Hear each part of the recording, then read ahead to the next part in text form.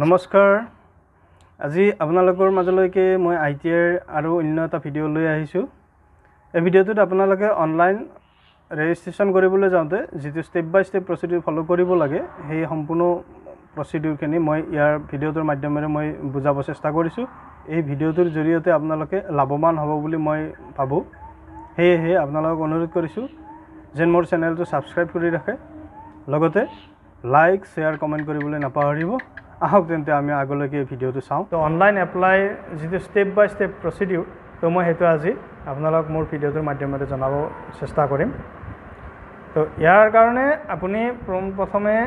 official website যেটো আছে আমাৰ সেই অফিচিয়েল ৱেবছাইটটো আপুনি গুগলত গৈ আপুনি যে সাৰ্চ কৰি দিয়ে তেতিয়াহ'লে আপোনাৰ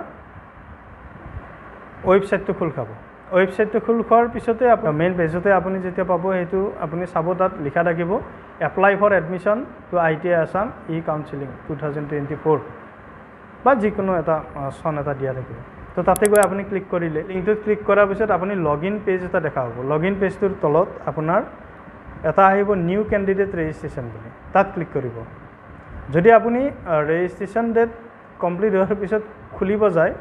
তেতিয়া এইখন পেজ দেখা নাপাব মানে নিউ ক্যান্ডিডেট ৰেজিষ্ট্ৰেশ্যন বুলি তাত অপচনটো নাহিব এইখন পেজে আপুনি দেখিব তাত অকল আপুনি এপ্লিকেশ্যন নম্বৰ পাছৱৰ্ড আৰু সিকিউৰিটি পিনটো দি সাইন ইন কৰি আপোনাৰ ৰেকৰ্ডবিলাক বা ডাটাবিলাক চাব পাৰিব এতিয়া নিউ ক্যান্ডিডেট ৰেজিষ্ট্ৰেশ্যন ক্লিক কৰাৰ পিছত আপুনি কনসেন্ট পেজ এটা খুলিব ইয়াত আই এগ্ৰি বাটনত প্ৰেছ কৰি দিব তাৰ পিছত ৰেজিষ্ট্ৰেশ্যন ফৰ্মখন খুলিব ৰেজিষ্ট্ৰেশ্যন ফৰ্মখনত আপুনি পাৰ্সোনেল ডিটেইলছ যেনে নাম পিতৃ মাতৃৰ নাম date of birth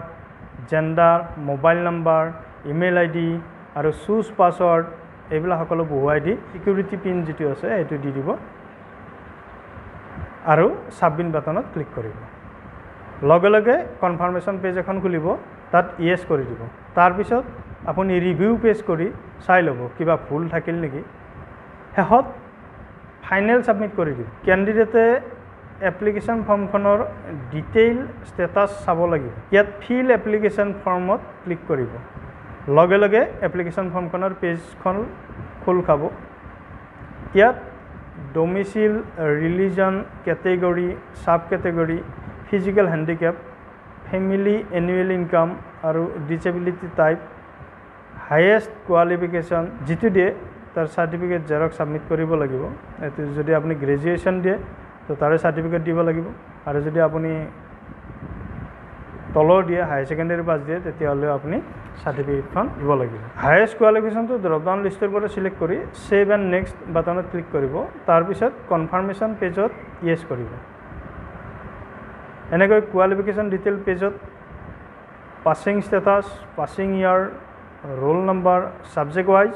maximum mark আৰু মাৰ্কস অবটেইন সকলো শুদ্ধকৈ তথ্য দিব দেই সাবজেক্ট বেছি থাকিলে এড সাবজেক্টত ক্লিক কৰি দিব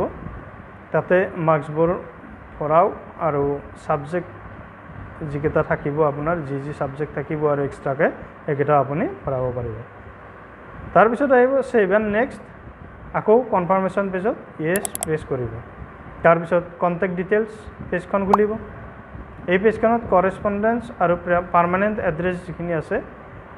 সেইখিনি দিয়ক শুদ্ধকৈ দি সেভ এণ্ড নেক্সট বাটনত ক্লিক কৰি আৰু কনফাৰ্মেশ্যন পেজত ইয়েস কৰিব তাৰ পিছত আপলোড ডকুমেন্ট এণ্ড ইমেজ পেজটোত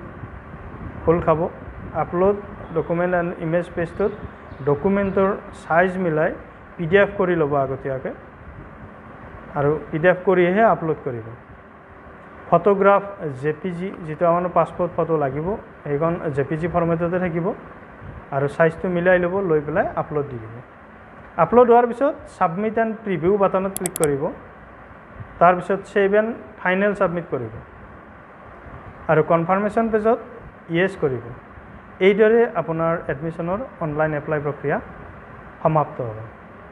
এয়া আছিল ITI এডমিশ্যন ল'বলৈ যাওঁতে অনলাইন প্ৰচিডিউৰ যেটো ষ্টেপ বাই ষ্টেপ প্ৰচিডিউৰ মই